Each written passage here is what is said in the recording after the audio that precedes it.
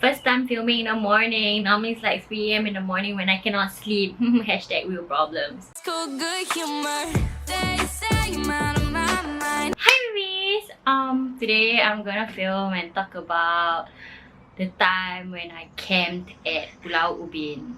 I thought it was a great idea to like camp at Pulau Ubin with the guy that I used to date because he had a house there. He knows all the little places in Ubin to like set up camp, and he loves fishing, so we was like, why not? We reached Ubin around like, I don't know, the sun was up, so it was probably like 1 p.m, 2 p.m. We got on a bike, okay, because his father works there, so he has a bike there. So basically our plan is to camp and fish, right? So we had like insane amount of carry-on baggage, okay? I had a bag full of like, I don't know what I brought, like there's clothes, there's probably like snacks. So we bought like Maggie and everything. We bought like camping gear, guys, like lamp. Okay, the lamp is really important in the story. Like it's the brightest lamp that you can ever imagine. And then there's torchlights, and then there's headlights, and then there's like a lot of things that we brought. And then we bought like live shrimp. So we had a bag, like this bag, which has like the pump or whatever crap for to keep the shrimp alive, and then there's water, and then there's shrimp in it. So like, can you imagine the baggage? Then we have like the tent, we had like everything. So like we're carrying multiple bags on bags, okay? Then we went to set up base.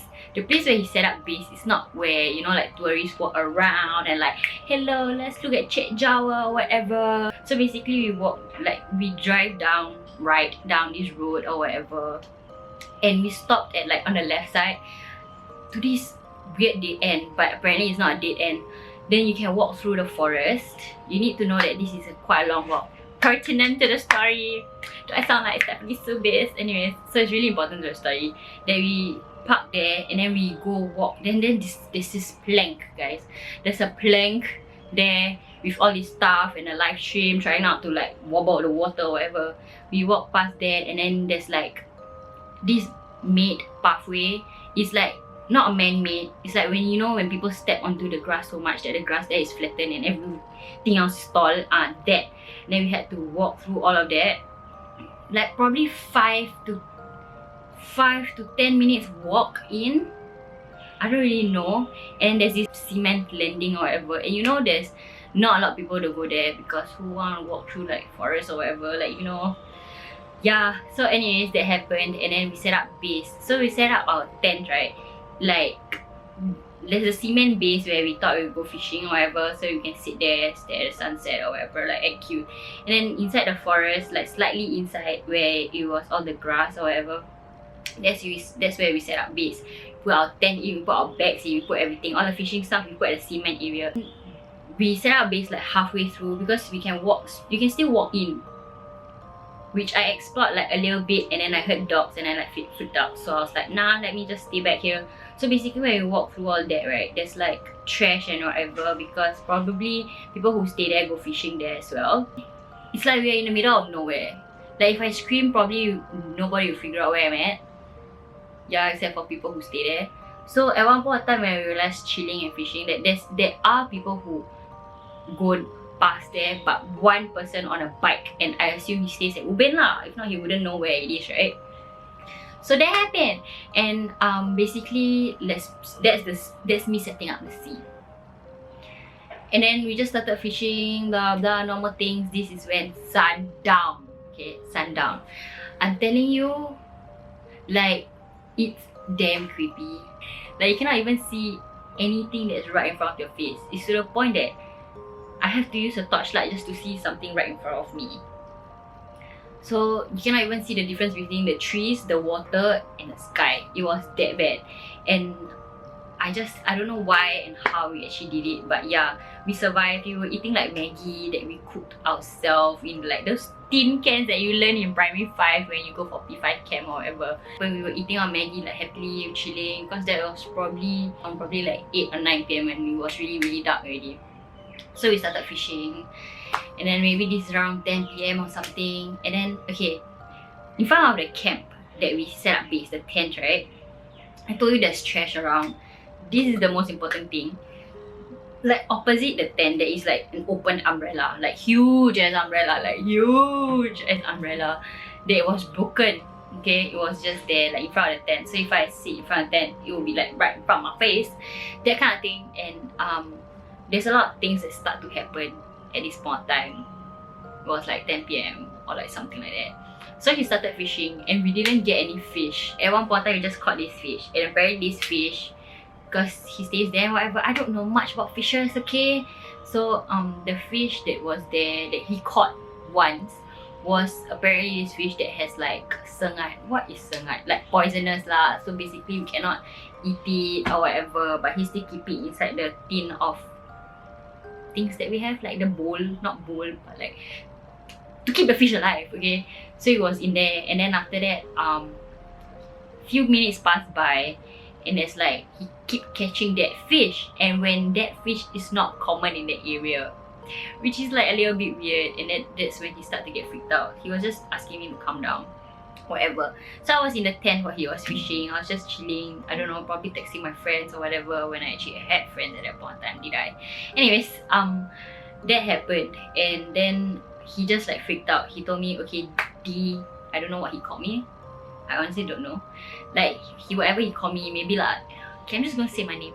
So he's like, D, I think this is not a good idea to like stay here, because I'm only been catching this fish, and this fish is not common in this area, and it's just all poisonous. So he had this bad feeling, and I'm like, okay, I'm gonna believe whatever this person says because he stays here, and like, you know, yeah. And like me, city girl, I like believe whatever he said. So that happened. The moment he said that, right, I was like, he just screamed my name from outside.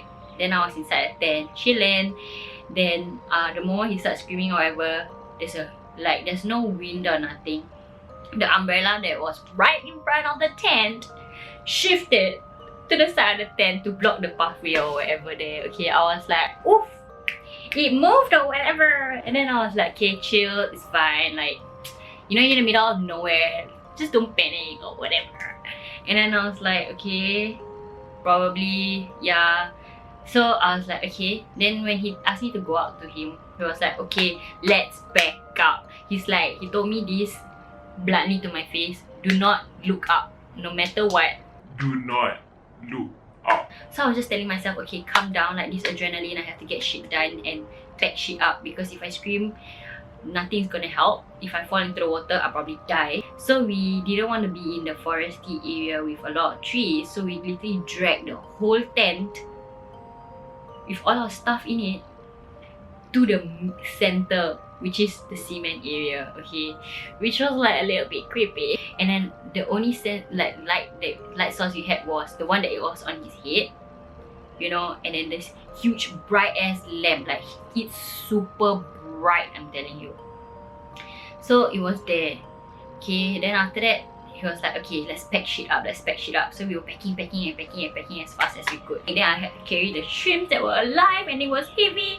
I had to carry my backpack, I had to carry the tent, because he was carrying the lamp or whatever. And then he told me this, okay, because I told you it was 5 to 10 minute walk to the main road, right?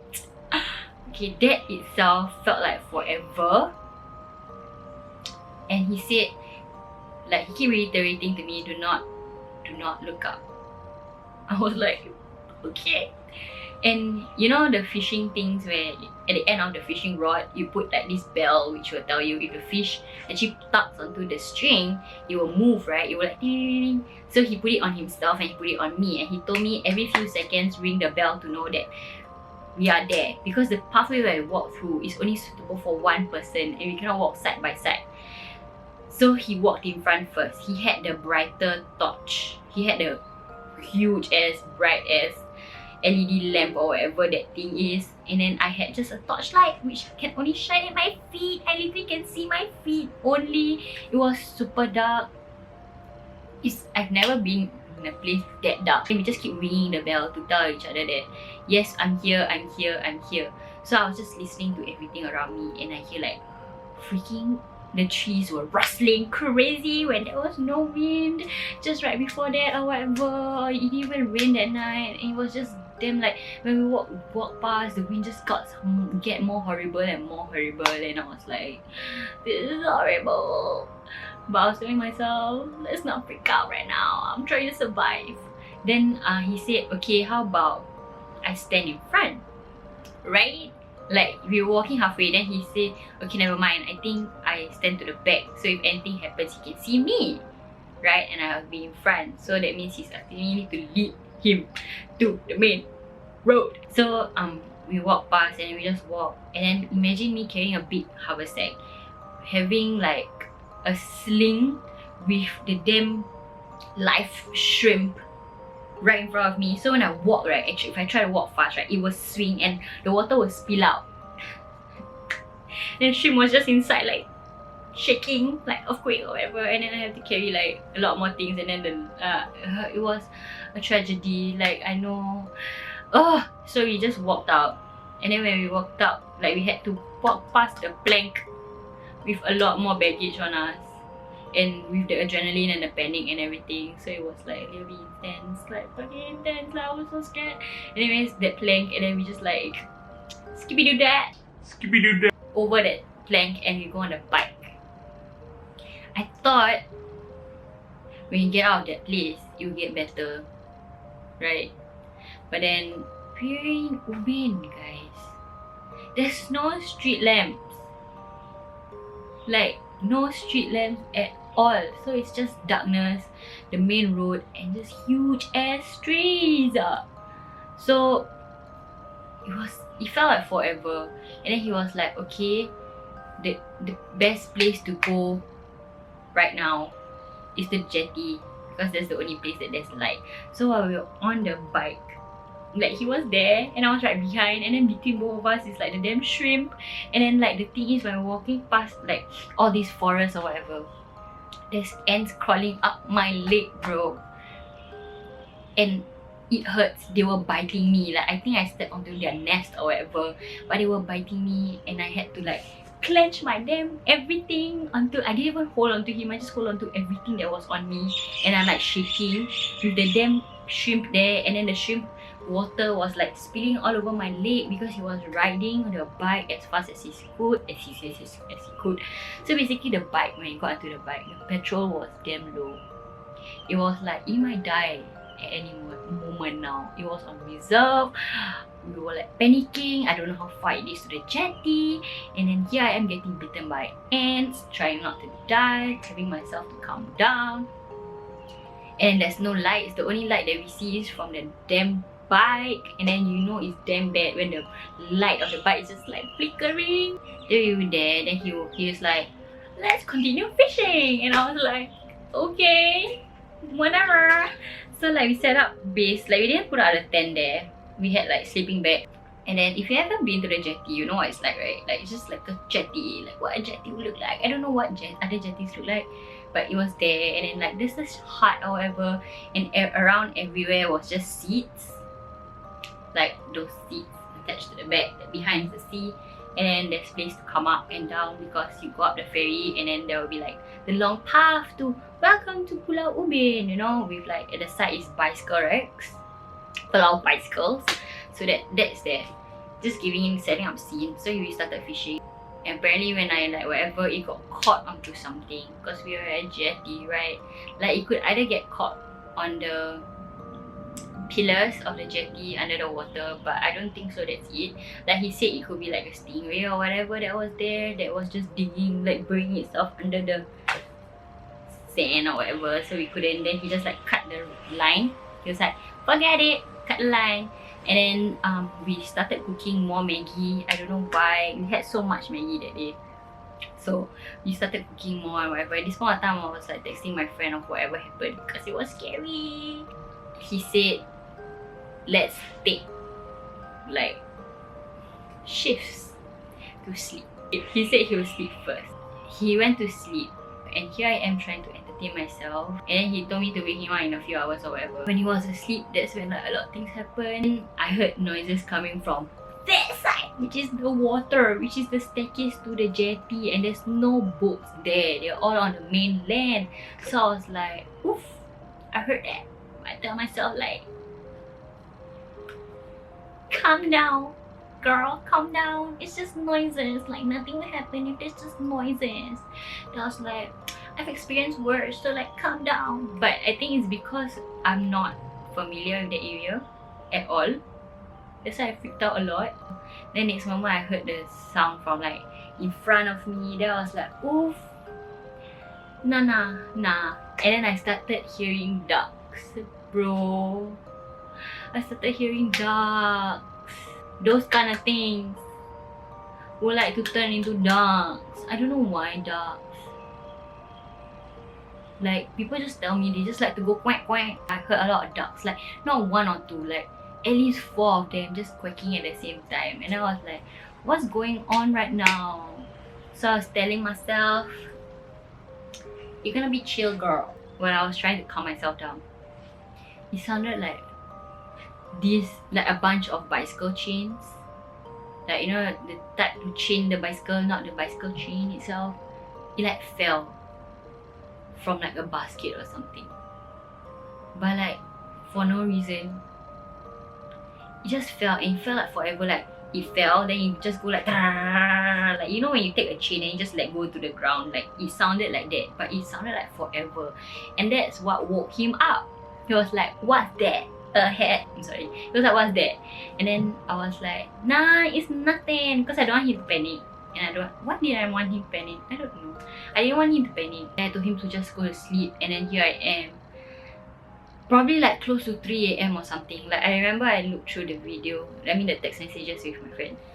This was really late at night. And everything just felt eerie. After everything that happened there at the center when we were fishing to where we are now, I knew something was there because the feeling was really intense. He woke up at one point in time and he told me to sleep, but I couldn't sleep after like whatever I heard, whatever I felt. But I'm so lucky I didn't see it. Yeah, so we just stood there and we just continued talking the whole time. It has to be really late because I remember not too long after that, straight away the sun was up. And then I told you his dad worked there, right? We were at the jetty the whole morning, to the point that the dad came on the, like, with the ferry, and he saw us. Like, he went off to work. We told him where the bike was. Oh my god, I didn't tell you this. So he couldn't leave the bike at the jetty, right? That's like, makes sense. We had to go to the shed where the father kept his bike. It was so deep in the forest that it freaked me out, and I had to keep watch alone the forest while he go and put his bike. And at that point of time, I swear, it was creepy. And I really have no idea how we walked out. I think we walked out after that to go to the jetty, because I remember we didn't have the bike. Oh my god, that was so intense. I forgot about that part because I remember the shed, what it looks like, how creepy it is, the walk up. So anyways, and we told him where his bike is or whatever. And I was like, let's get out of this place. And we got onto the first jetty back to the main island. I went straight home, bro. Carried all my stuff, got home, showered, right? Got ready, and went out again. I went for Halloween Horror Nights after that. Yay! Like, Halloween Horror Nights after the real shit that happened the night before. But it's okay, you know, like, so nothing freaked me out at Halloween Horror Nights or whatever. But yeah, so that's the story when Dee thought she was adventurous and went to the middle of a forest to like set up camp, and shit started happening, and didn't sleep. After Halloween Horror Nights ended at 3 AM, I went back home to knock out. Okay, peace, bye. I don't know when I'll upload this, but I'll probably start editing it soon. Bye. Skippy do that.